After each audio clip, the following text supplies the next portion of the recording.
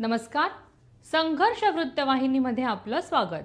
घेऊया ठाणे आणि आसपासच्या परिसरामधील घडणाऱ्या महत्त्वाच्या घडामोडींचा आढावा. रविवारी शिंदे आणि ठाकरे गटामध्ये झालेल्या राड्यानंतर अखेरीस काल शिवसेना ठाकरे गटाच्या महिला आघाडीने पत्रकार परिषद घेत आपल्या भावना व्यक्त केल्या आहेत. तर त्या संबंधित महिलेने माफी मागावी अशी थेट मागणी यावेळी या महिला आघाडीच्या पदाधिकाऱ्यांनी केली आहे. कोणताही कार्यक्रम असो, आपण धर्मवीरांच्या पुतळ्याला वंदन करून कार्यक्रम सुरू करतो. त्याच प्रकारे आमचे नेते कट्टर शिवसैनिक मेळावा सुरू होण्याआधी आपल्या परंपरेनुसार आनंद दिघे यांना अभिवादन करण्यासाठी गेले होते. तेव्हा शिंदे गटाच्या पोटात मळमळ सुरू झाली. धर्मवीरांच्या पुतळ्याला शिवसैनिकांनी घातलेला पुष्पहार, भगवी शाल फेकताना मेंढ्यांना लाज कशी वाटली नाही, असा थेट सवाल या पत्रकार परिषदेअंतर्गत ठाकरे गटाच्या महिला पदाधिकाऱ्यांनी उपस्थित केला आहे. शिंदे गटाच्या महिलांनी अत्यंत घाणेरड्या पद्धतीने आनंद दिघे यांच्या पुतळ्यावरील हार आणि शाल खेचून काढला. याची ठाणेकरांमध्ये संतप्त अशी लाट पसरली आहे. ज्या महिलेने हे घृणास्पद कृत्य केलं त्या महिलेने समस्त ठाणेकरांची माफी मागावी अशी मागणी शिवसेना उद्धव बाळासाहेब ठाकरे पक्षाच्या महिला आघाडीने केली आहे. पक्षाच्या वतीने कार्यकर्त्यांचा आणि नेत्यांचा एक परिसंवाद होता, शिवसंवाद मेळावा आयोजित केला होता आणि त्यासाठी आमचे नेते मंडळी संजय राऊत, भास्कर जाधव, अनिल देसाई, इतर जे संपूर्ण सुनील प्रभू वगैरे हे सगळी जी मुंबईवरून आमची नेते मंडळी ठाण्यामध्ये आली होती. ठाण्यामध्ये आल्यानंतर नेहमीच्या रिवाजाप्रमाणे ज्यावेळी शिवसेनेचे किंवा इतर कोणीही नेते ज्यावेळी ठाण्यामध्ये प्रवेश करतात त्यावेळी दिघे साहेबांच्या पुतळ्याला त्या ठिकाणी वंदन करतात. आपल्या बाबासाहेब आंबेडकरांचा पुतळा आहे त्या ठिकाणी वंदन करतात आणि नंतर त्यांच्या इच्छितस्थळी जातात. त्याप्रमाणे आमची नेते मंडळी ज्यावेळी ठाण्यामध्ये त्यांनी प्रवेश केला त्यावेळी त्यांनी दिघे साहेबांचा जो पुतळा आपला टेंबी नाक्याला आहे त्या पुतळ्याला त्या ठिकाणी त्यांनी वंदन करण्यासाठी त्या ठिकाणी ते गेले. त्यांनी शाल हार अर्पण केला पुतळ्याला. पण हे केल्यानंतर त्या ठिकाणी आमचा जो हा मेळाव्यासाठी जी उपस्थिती होती, शिवसैनिकांची उपस्थिती पाहून या लोकांच्या पोटामध्ये दुखायला लागलं आणि काहीतरी आपण या ठिकाणी काहीतरी गोंधळ करावा या हेतूनी ते जमा झालेले होते टेंबी नाक्याला. त्यांचा हेतू काय होता आमच्या लोकांना माहित नाही. आमच्या लोकांनी साहेबांना वंदन केलं. त्या ठिकाणाहून आमचे साहेब संपूर्ण नेते मंडळी त्या ठिकाणाहून बाहेर पडली आणि बाहेर पडल्यानंतर या शिंदे गटाच्या लोकांनी अत्यंत घाणेरडं कृत्य केलं की दिघे साहेबांच्या पुतळ्याला अर्पण केलेले हार आणि शाल, आमच्या नेत्यांनी जे साहेबांना अर्पण केले होते हार शाल, हे हार आणि शाल एक बाई टीना डिसोजा नावाची जी बाई आहे शिंदे गटाची, त्या बाईनी अक्षरशः म्हणजे इतकं म्हणजे त्यांना ते व्हिडिओ मध्ये येण्याची एवढी जास्त उत्सुकता की तो हार आणि शाल हातात घेऊन त्या बाईनी फेकताना त्या व्हिडिओ मध्ये ती दिसते स्पष्ट. आणि तो हार आणि ती शाल जाऊन रस्त्यावर पडली, लोकांच्या पायाशी पडली. अरे ज्यावेळी आपण एखाद्या मूर्तीला फुलाची पाकळी अर्पण करतो, एखाद्या आपल्या दैवताला ज्यावेळी आपण मनापासून काही अर्पण करतो तर ते अर्पण केलेल्या त्या फुलाच्या पाकळीचं, त्या पानाचं एक आपण त्या ठिकाणी निर्माल्य समजून ते निर्माल्य सुद्धा आपण पाण्याला वाहतो. अशा प्रकारे त्याचा कधी आपण अपमान करत नाही. आणि दिघे साहेबांना जर तुम्ही म्हणता दिघे साहेब बाळासाहेब आमचे दैवत, शिवसेना आमची आणि यांच्या आचरणानुसार आम्ही चालतोय, मग दिघे साहेबांना दैवत मानणारे तुम्ही दिघे साहेबांच्या गळ्यातला हार शाल अशा प्रकारे उचलून रस्त्यावर फेकून देणं आणि दिघे साहेबांच्या पुतळ्याला नंतर पुन्हा दुग्धाभिषेक करणं हे या लोकांना कितपत शोभा देतं. आताच रेखाताईंनी सांगितलं की हा जो प्रकार झाला हा आपल्या ठाण्याला शोभणारा प्रकार नाहीये. सुसंस्कृत ठाणे म्हणून जी आपल्या शहराची ओळख होती ती पूर्णपणे सुसंस्कृतपणा यांनी पायदळी तुडवलाय. कारण कसं आहे की दिघे साहेब सगळ्यांचे दैवत आहे आणि मंदिर असतं तिकडे देव असतो, तिकडे आपण कोणाला असं सांगत नाही की तुम्ही जाऊ नका फक्त आम्ही जाणार. दैवत हे सगळ्यांचं असतं आणि धर्मवीर आनंद दिघे साहेब तर हे सगळ्यांचं आपल्या ठाणेकरांचंच नाही संपूर्ण महाराष्ट्राचं दैवत आहे ते. आणि तिथे कोणी जाऊन पाया पडलं किंवा एक भावनेने त्यांना एक हार अर्पण केला, शॉल अर्पण केली तर बिघडलं कुठे? काय तुमचं कमी झालं? कुठे तुम्हाला कमीपणा आला? आणि त्याच्यासाठी तुम्ही सांगता की पावित्र्य त्याचं भंग झालं. मग पवित्र अपवित्रची व्याख्या तुम्हाला करायला शिकवली कोणी? आणि जर आपण एखादं फुल देवापुढे वाहतो, त्याचं आपण त्या देवाचं पावित्र्य त्याच्यात उतरतं. ही आपली हिंदू संस्कृती, आपली हिंदू धर्म सांगतो आपल्याला. देवाला वाहिलेला हार आपण पायी खाली एखादं फुल पडलं तरी उचलून तर कपाळाला लावून बाजूला करतं. एका पिशवीत ते सगळं गोळा करून नंतर आपण एका शुद्ध पाण्यात ते निर्माल्य सोडलं जातं. असं असताना तुम्ही जर धर्मवीर आनंद दिघे साहेबांना दैवत मानता, मग त्यांच्या गळ्यात असलेला शॉल आणि हार असं पायदळीत उडवायला फेकून देता. ह्याच्यात तुमचं सुसंस्कृतपणाचं लक्षण दिसलं. आणि तुम्हाला काय संस्कार झाले तुमच्यावर ते दिसले. तुम्हाला फक्त आणि फक्त एक कॅमेरा समोर एक नंगा नाच करायचा असतो आणि अशा प्रकारचे तुम्हाला कृत्य करायचे असतात असं मी म्हणेन. आणि आम्ही जाहीरपणे याचा निषेध करतो. आम्हाला बऱ्याच ठाणेकरांच्या प्रतिक्रिया आल्या की तुम्हाला वाटेल की काल आम्ही पत्रकार परिषद का घेतली नाही, पण ठाणेकरांच्या ज्या संतप्त प्रतिक्रिया उमटल्या त्याच्यावरनं आम्हाला आमच्या प्रतिक्रिया तर एकदम भन्नाट होत्या. कारण महिला आमच्यात बोलल्या की आमच्या समोर असं झालं असतं तर काय झालं असतं माहित नाही. कारण महिला आघाडी ही सगळी जी आता आहे बाळासाहेब ठाकरेंकडे, ती पूर्णपणे दिघे साहेबांच्या मला वाटतं मुशीत तयार झालेली संघटना आहे. आणि ह्या महिलांनी काय केलं असतं, म्हणजे तुम्ही जे शांतपणे चाललेलं आहे, शांतपणे ठाणं चाललेलं आहे, त्याच्यात काहीतरी मुद्दाम दंगा करायचा, हिंसा करायची, नवीन काहीतरी करायचा प्रयत्न करायचा. पण तुम्हाला हे कळत नाही की आपण ह्याच्यात तुमचं स्वतःचं तुम्ही नुकसान करून घेताय आणि तुमची स्वतःची जी प्रतिमा मलिन होतीये लोकांमध्ये ही तुम्हाला कळत नाहीये. आणि ते पहिला शिका आणि मग अशा प्रकारची घाणेरडी कृत्य करा. आणि जर दिघे साहेब तुमचे आहेत तर दिघे साहेब आमचे पण आहेत. आम्ही अजून त्यांना हार घालणार, मग तुम्ही काय करणार आहात तिकडे जाऊन? 2.5 वर्षाची कारकीर्द म्हणजे सर्वसामान्य माणसाच्या जीवनामध्ये आनंद देणारे विकासाचं पर्व आहे. 2.5 वर्ष दिवसरात्र काम करून सर्वसामान्य माणसाच्या आयुष्यात सोन्याचे दिवस आणले. या कामाची पोचपावती म्हणून राज्यभरातून लोक शिवसेनेत येत आहेत.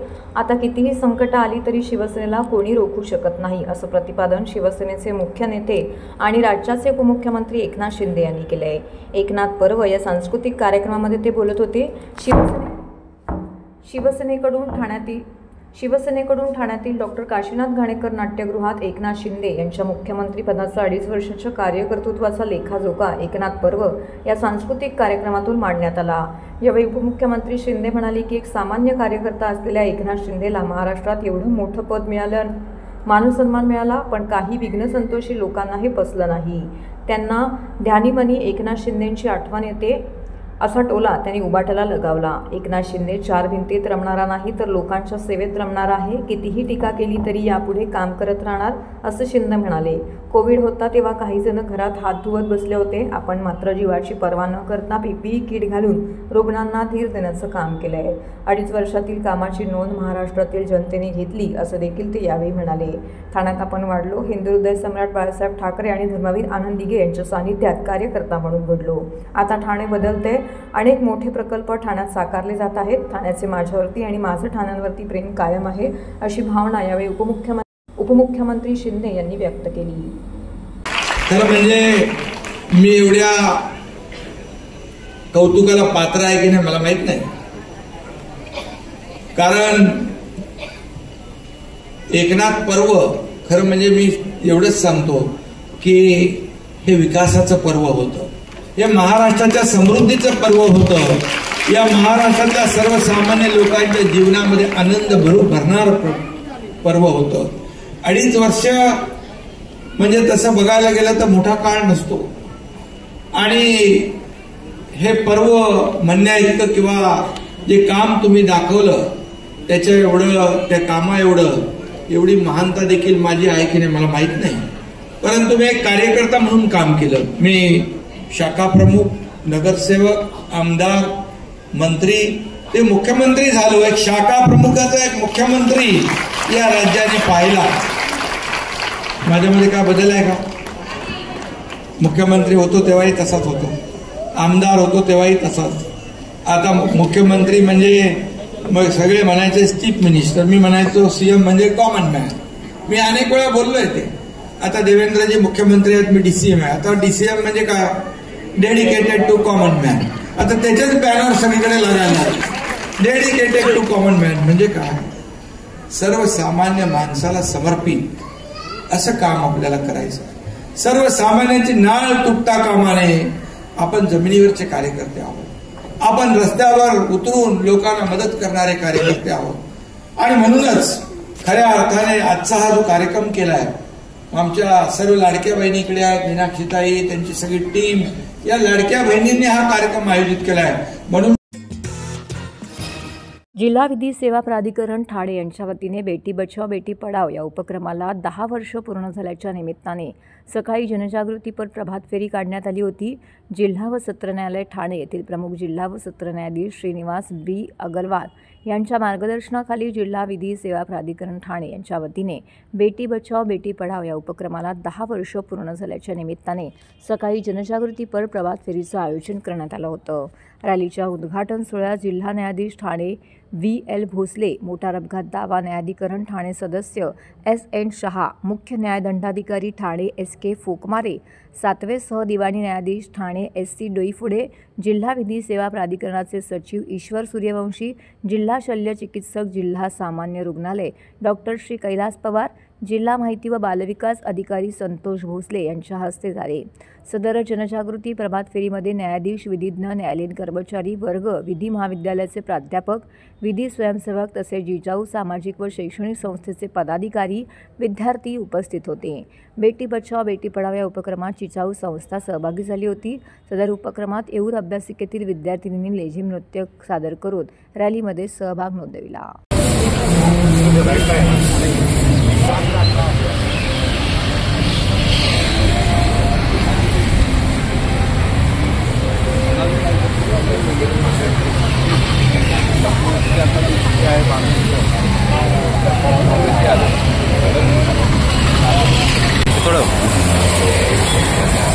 बेटा हळूहळू हळूहळू हळूहळू हळूहळू हळूहळू हळूहळू हा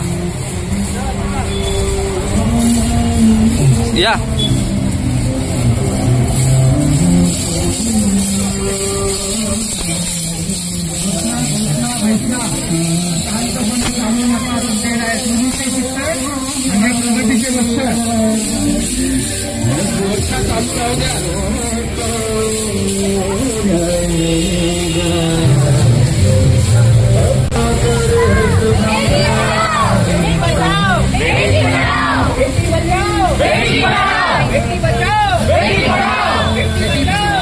प्राधिकरण यांच्या वतीने बेटी बचाव बेटी पढाव हा अभियान राबवण्यात आला आणि मोठ्या प्रमाणावर या ठिकाणी सर्व विद्यार्थी, न्यायिक अधिकारी व इतर अधिकारी यामध्ये समाविष्ट झाले आणि सर्वात महत्त्वाचं आहे की हे आंदोलन करण्याची गरज का भासते आपल्याला, तर ह्या आंदोलनाच्या माध्यमातून मुलगा आणि मुलगी दोन्ही समान ट्रीटमेंट मिळावी आणि त्याच्यामुळे आपल्या देशाची प्रगती जी काही रोखल्या जाते आहे, आपण अंडर डेव्हलप आज पण जे आहोत ते आपल्या विचारांमुळे या ठिकाणी अंडर डेव्हलप असल्याचे आपल्याला जाणवते।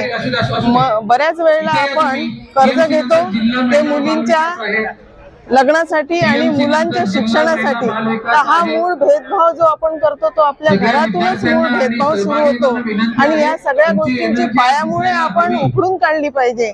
हे सगळ्यात महत्त्वाचं आपलं या ठिकाणी उद्दिष्ट आहे।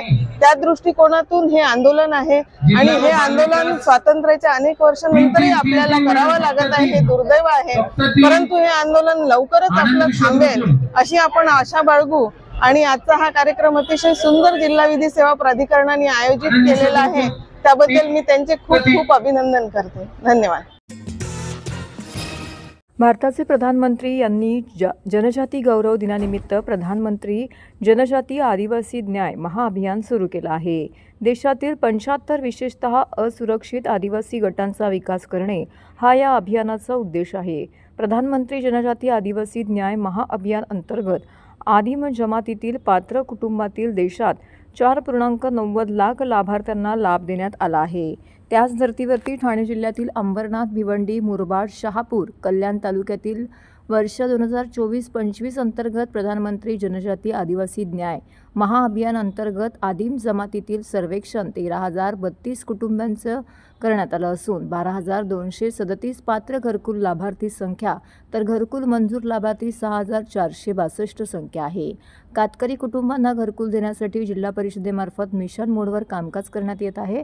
प्रथमतः अंबरनाथ, भिवंडी, मुरबाड तालुक्यातील केवळ 35 ग्रामपंचायतींचा प्रधानमंत्री जनजातीय आदिवासी न्याय महाअभियान अंतर्गत समावेश करण्यात आला होता. परंतु मुख्य कार्यकारी अधिकारी रोहन घुगे यांच्याकडील पाठपुराव्याने व जिल्ह्यातील आदिवासी संघटनांकडून वेळोवेळी केलेल्या मागणीनुसार यांच्या विशेष प्रयत्नांनी केंद्र शासनाकडील सर्वेक्षणाचे लिंक पुन्हा सुरू करून देण्यात आली असून कातकरी कुटुंब या लाभापासून वंचित राहू नये त्या अनुषंगाने सद्यस्थितीत ठाणे ग्रामीण भागामध्ये मुख्य कार्यकारी अधिकारी यांच्या मार्गदर्शनाखाली सर्वेक्षणाचं कामकाज वेगाने सुरू आहे. आज अखेर 13,032 कुटुंबांना सर्व्हे पूर्ण झाला असून 12,237 लाभार्थी पात्र झाले असून 9,767 लाभार्थ्यांची नोंदणी पूर्ण करण्यात आली आहे.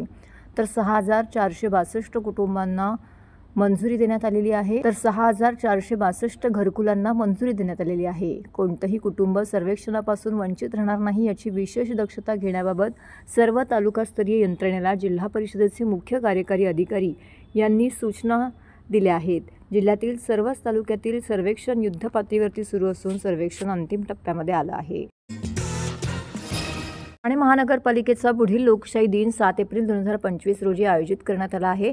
नागरिकांनी एप्रिल महिन्याच्या लोकशाही दिनाच्या 15 दिवस आधीच म्हणजेच 21 मार्चपर्यंत त्यांचे अर्ज निवेदने महापालिका भवन नागरी सुविधा केंद्र येथे 2 प्रतीमध्ये सादर करावे. हे निवेदन दाखल करताना अर्जदाराने प्रत्येक निवेदनासोबत प्रपत्र 1 सादर करणं आवश्यक आहे. प्रपत्र 1ब नागरी सुविधा केंद्र येथे उपलब्ध करून देण्यात आलेलं आहे. महाराष्ट्र शासन सामान्य प्रशासन विभागाकडील परिपत्रक प्रसुधा 1099 CR दिनांक 26 सप्टेंबर 2012 नुसार डिसेंबर 2012 पासून लोकशाही दिनाच्या दिवशी नागरिकांची निवेदनं न स्वीकारता ही निवेदनं 2 प्रतीत लोकशाही दिनाच्या 15 दिवस आधी महापालिका कार्यालयात सादर करणं आवश्यक असल्याचं स्पष्ट करण्यात आलं आहे. मुख्यालयातील या लोकशाही दिनामध्ये परिमंडळ लोकशाही दिनात ज्या नागरिकांनी आपली निवेदनं सादर केलेली आहेत तसेच ज्या निवेदनावरती 1 महिन्यांपर्यंत कोणतीही कार्यवाही झाली नाही अशाच निवेदनांचा स्वीकार करण्यात येईल. नागरिकांनी महापालिका मुख्यालयातील लोकशाही दिनामध्ये निवेदन सादर करताना परिमंडळ लोकशाही दिनामध्ये मिळालेला टोकन क्रमांक नमूद करणं आवश्यक आहे. श्री कोपिनेश्वर सांस्कृतिक न्यास आयोजित यंदाच्या रौप्य महोत्सव वर्षातील हिंदू नववर्ष स्वागत यात्रेचे स्वागताध्यक्ष म्हणून TGSB सहकारी बँकेचे अध्यक्ष शरद गांगल यांच्या नावाची घोषणा करण्यात आली आहे. श्री कोपिनेश्वर मंदिर सभागृहामध्ये आयोजित बैठकीमध्ये हा शिक्कामोर्तब करण्यात आलेला आहे. श्री कोपिनेश्वर सांस्कृतिक न्यासाच्या वतीने हिंदू नववर्ष निमित्त 30 मार्च रोजी स्वागत यात्रा काढण्यात येणार आहे. स्वागत यात्रेचे यंदाचे हे 25वे वर्ष असल्याने या स्वागत यात्रेला विशेष महत्त्व प्राप्त झालेले आहे. यंदाच्या नियोजनासाठी 3 मार्च रोजी पार पडलेल्या बैठकीत TGSBचे शरद गांगल यांची स्वागताध्यक्ष म्हणून घोषणा करण्यात आली. या बैठकीला न्यासाचे अध्यक्ष उत्तम जोशी, कार्याध्यक्ष संजीव ब्रह्मे, कार्यवाह डॉक्टर अश्विनी बापट, निमंत्रक तनय दांडेकर, पितांबरीचे रवींद्र प्रभुदेसाई, त्याचबरोबर सुहृदयी उद्योजक समूह MCSCचे सुहास मेहता, सुहृदयी उद्योजक MMCचे सुहास मेहता यांच्यासह विविध मान्यवर प्रतिनिधी येथे उपस्थित होते. सर्वांनी स्वयंसेवक असलेले शरद गांगल हे सध्या अखिल भारतीय विद्यार्थी परिषदेचे कार्यकर्ते, संघ स्वयंसेवक असलेले शरद गांगल हे सध्या TGSB बँकेचे अध्यक्ष आहेत. त्याचबरोबर सेवा सहयोगीच्या विद्यार्थी सहाय्य योजनेचं दायित्व, सहकार भारती प्रांत पदाधिकारी तसेच अनेक सामाजिक संस्थांच्या कामात त्यांचा सहभाग आहे. ते मानव संसाधन क्षेत्रातले तज्ज्ञ आहे यांसारखी माहिती यावेळी देण्यात आली. त्याचबरोबर नववर्ष स्वागत यात्रेच्या पूर्वसंध्येला उपवन घाट येथे भव्य अशी महाआरती देखील घेण्यात येणार असल्याची माहिती या ठिकाणी देण्यात आली. तर हे होतं संघर्ष वृत्तवाहिनीचं आजचं बातमीपत्र. उद्या पुन्हा भेटू याच वेळी याच ठिकाणी ताज्या घडामोडींसह. तोपर्यंत नमस्कार.